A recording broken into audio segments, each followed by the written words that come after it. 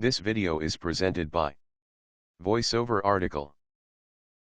The financial markets provide us with the opportunity to grow in ways that most people probably do not even think about. We all know of the gains in wealth to be had buying and selling stock, bonds, commodities, currencies, and other instruments. One need not look far to find stories about the riches to be had. Successful traders, investors and portfolio managers like George Soros, Peter Lynch, and Warren Buffett have become household names. What is less commonly talked about is the personal development which takes place along the way. Trading and investing, like any worthwhile pursuits, provide more rewards than just the obvious accomplishments. To paraphrase the old saying, the destination is not always as important as the path taken to get there and the things seen along the way. While it is true that the expansion of one's portfolio is what ultimately indicates success or failure in the markets, how those gains are achieved can provide outstanding opportunities to learn important lessons about ourselves with far-reaching value. These lessons reach across all areas of our lives. Playing to your strengths. We all have our strengths and weaknesses and a kind of structure in which we operate based on the demands on our time, education, experience and an array of other factors. In the markets we need to make assessments about these things to help us decide what to trade, the time frame in which to operate, and how to make our trading and investing decisions. Why? Because it is unlikely that we will achieve our objectives if we do not honestly judge ourselves and how best we can operate. For example, I am unlikely to be a good day trader if I cannot dedicate my days to watching the markets for long stretches and frequently buying and selling. I must either choose another course or alter my schedule to accommodate the demands of being a day trader. It is the same in the rest of life. We must constantly consider our personal inventory and life situation. They dictate what we can do and how we can do it. That said, these are not static things. Just as I noted above that I could alter my schedule to allow for day trading, so too can we change things to expand our options. Education, in all its forms, is part of that equation. So too is seeking out new experiences, meeting new people, and even consciously changing our attitude toward things. If a goal is important enough, there are things we can do to make achieving it possible. Part of that is knowing what we have to work with and how to most efficiently apply it. The other part is knowing how to open up new avenues. Knowing who to listen to. In the markets there is a vast array of information available. It comes in every form imaginable, from data released by the government to commentary by analysts to tips from Uncle Joe. Some of this information is useful to us.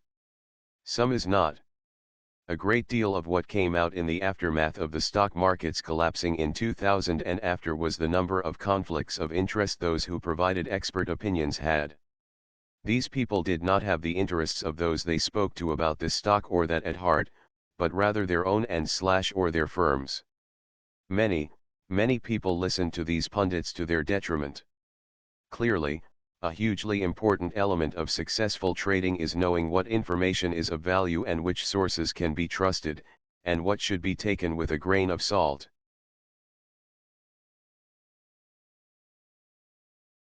The same holds true in all other areas of our life. All of us are constantly provided with information and advice. Some is solicited. Much is not. Before we can decide whether to make use of it all, we must be able to assess the veracity of the source. Some people are trustworthy and wise. We can depend on what they say. Others do not have our best interests in mind. We must carefully consider what they say and the motivations behind it, before deciding whether it is worthwhile or should be ignored altogether. Being able to effectively judge the input we receive from sources such as our family, friends, and peers is a priceless skill. Being disciplined. Success in the markets is achieved by doing what we know is the right thing to do.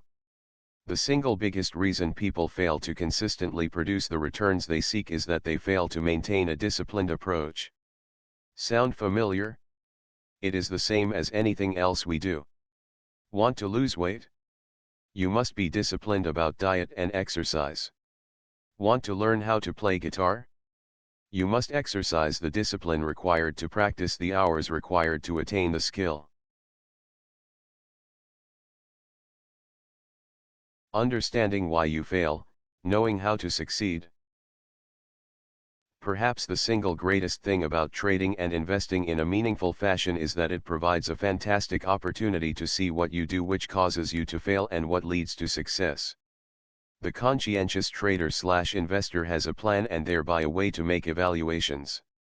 Whether things go to plan and profits accrue, or they do not go well, he or she knows why and what needs to be done going forward.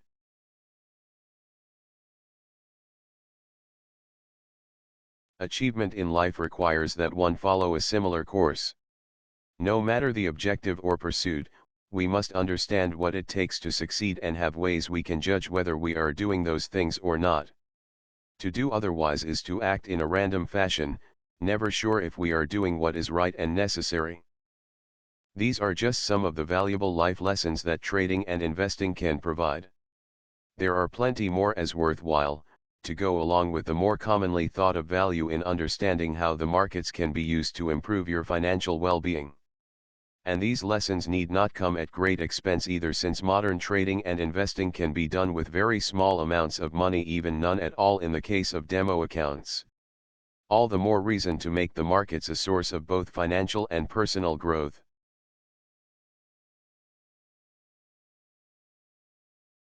This video is presented by VoiceOver article.